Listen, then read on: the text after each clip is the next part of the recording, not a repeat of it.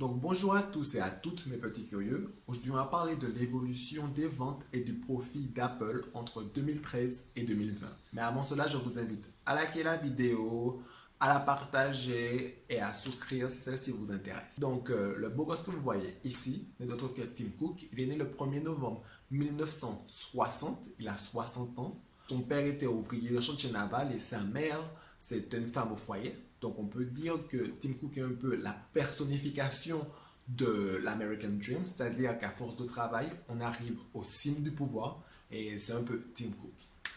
Tim Cook a une enfance plus ou moins banale. Il a eu son bachelor en génie industriel, puis ensuite il a eu un MBA. Il a travaillé pendant 12 ans chez IBM, 6 mois en tant que vice-président de Compaq, puis vers 1998, lorsqu'Apple est dans des troubles, il rentre à Apple, puis de fil en aiguille, il se hisse directeur des opérations. Et en 2009, lorsque Steve Jobs est en convalescence, il va assurer l'intérim de la présidence. Et une fois que Steve Jobs va démissionner, Tim Cook va prendre sa place et devenir le PDG d'Apple. Donc maintenant, on va parler de l'évolution des ventes et du profit chez Apple.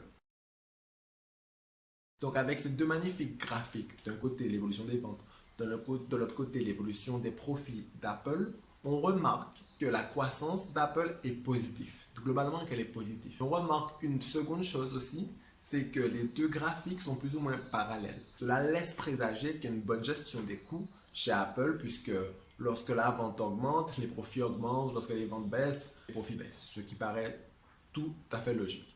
Mais maintenant, j'aimerais regarder, mais de manière plus en détail, notamment par région, les ventes chez Apple. Et lorsqu'on regarde ce magnifique graphique qui est ici présent, je vais le déplacer pour laisser la façon graphique. Donc, lorsqu'on regarde ce magnifique graphique ici présent, on se rend compte qu'il y a une région qui est dominante, c'est l'Amérique. L'Amérique compte beaucoup plus dans le chiffre d'affaires d'Apple. On voit cela notamment parce qu'il y a un autre groupe, puis ensuite, il y a l'Amérique qui est en haut. Puis, secondement, on voit aussi que l'Amérique est la seule région qui est en croissance. Cela laisse supposer que c'est l'Amérique qui tire la croissance de manière globale d'Apple. Puisque que ce soit l'Europe, que ce soit la Chine, que ce soit le Japon, que ce soit l'Asie-Pacifique, tout est en baisse. On notera que l'Afrique n'est pas là. Donc la question qu'on peut se poser, c'est pourquoi dans les autres régions, Apple n'a-t-elle pas cette croissance? Pourquoi elle n'a pas cette croissance en Europe? Pourquoi elle n'a pas cette croissance en Chine? Donc la question, vous pouvez y répondre dans les commentaires sur les suggestions. Pourquoi la croissance n'augmente pas?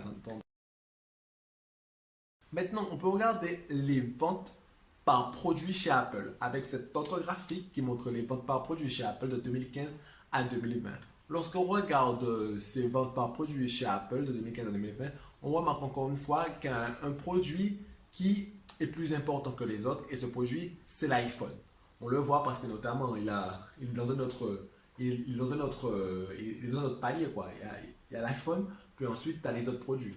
Mais on remarque une seconde chose aussi. On remarque que l'iPhone est en déclin.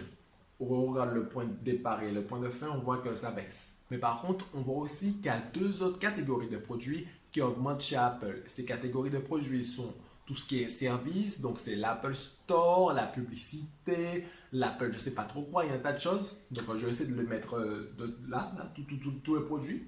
Ou là, je vais essayer de mettre tous les produits là.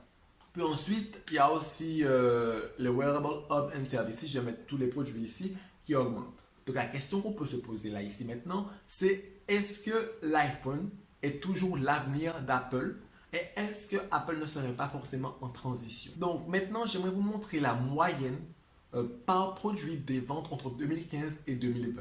Donc lorsqu'on regarde cette moyenne, comme on a vu précédemment, l'iPhone écrase. L'iPhone compte pour 56% du chiffre d'affaires d'Apple.